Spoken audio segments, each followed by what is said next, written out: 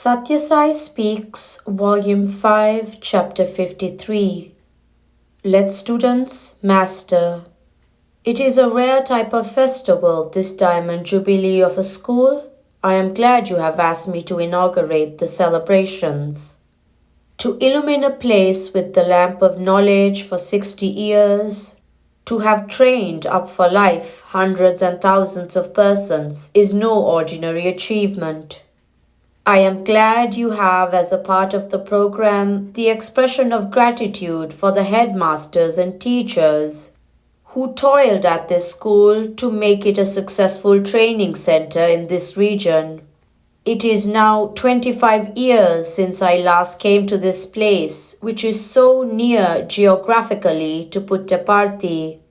People in America, Europe and Africa, in Hong Kong and Australia are establishing Sathya Sai, Bhakta Mandalis and study circles. They are having Telugu classes so that they may listen to me and learn things directly from me.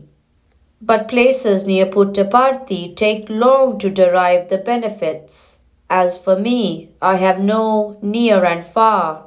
All are near to me, except those who keep afar. Even they are close to me if only they dedicate themselves to God, under whatever name and form.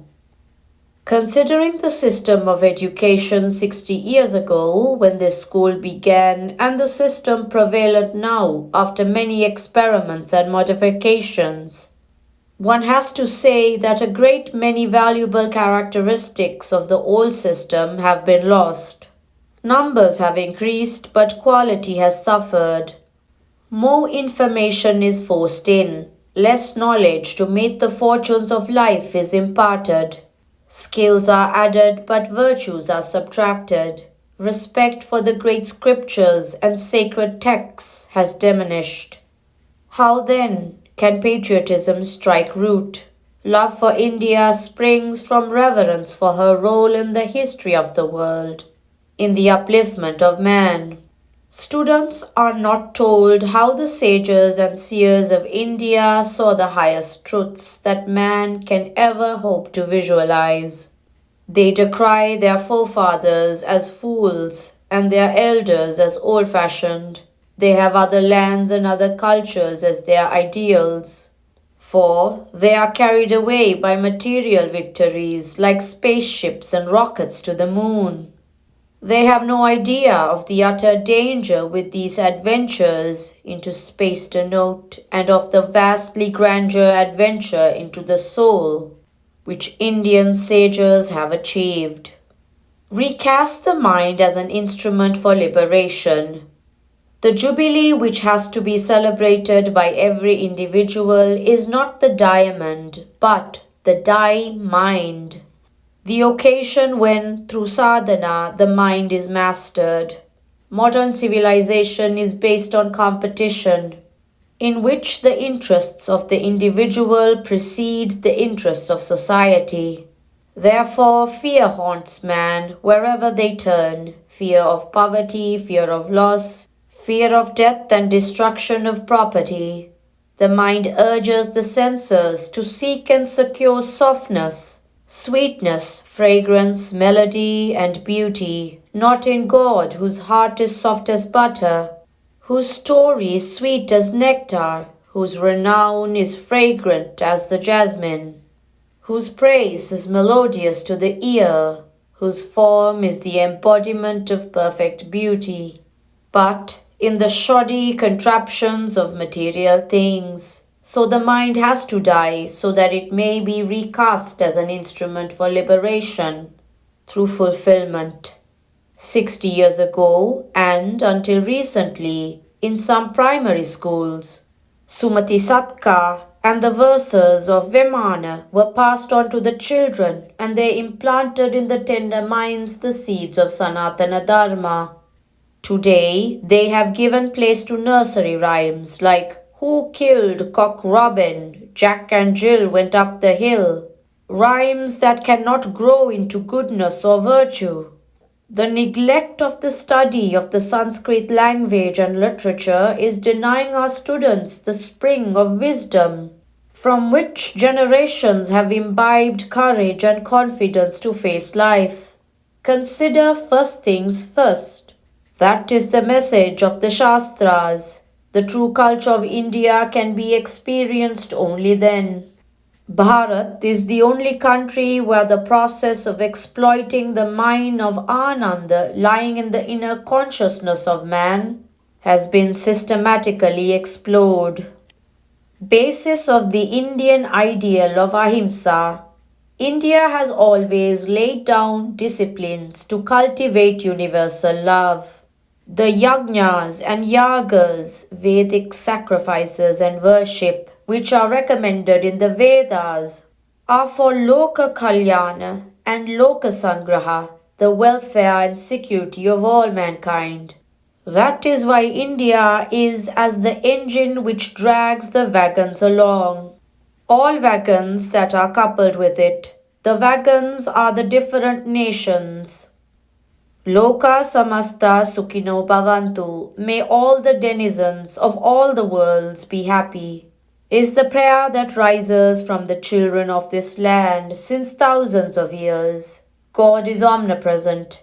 He is immanent in every being in equal measure, so man must visualize him equally in himself and in others. That is to say, he sees only God in all.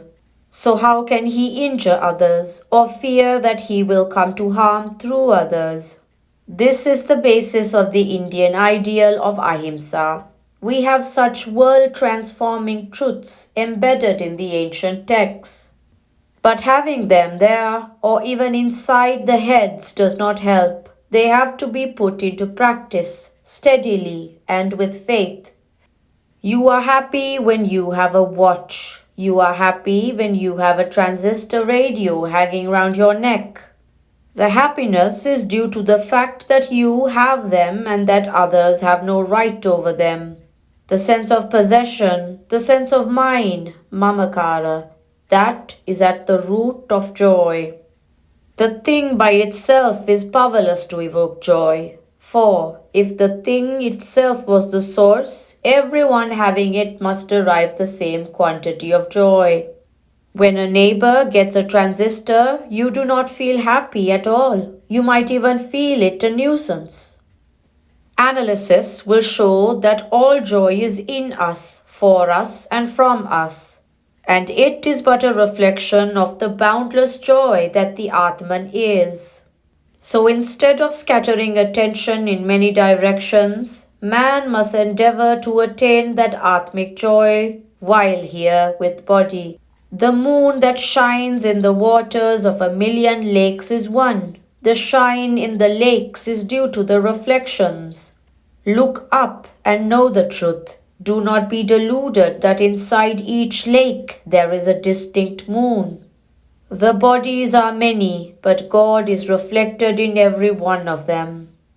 Establish contact with that almighty power, that omniscience, that omnipresent entity, and all things will be added unto you. Power, wisdom, vision, liberation. The way in which schools are now attempting to shape the tender minds of children is full of defects. They are not given the sustaining food of Vedantic truths.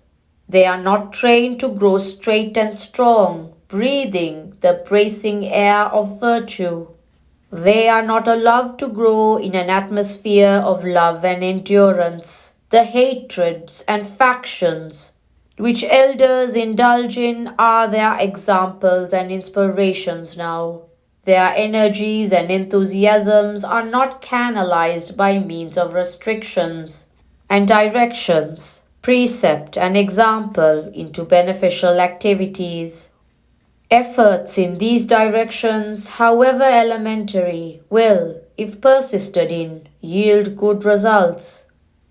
Begin this day this task of rousing in these students the keenness to become masters of their senses and the tasters of lasting joy. Hindupur Municipal High School Diamond Jubilee, November 14th, 1965.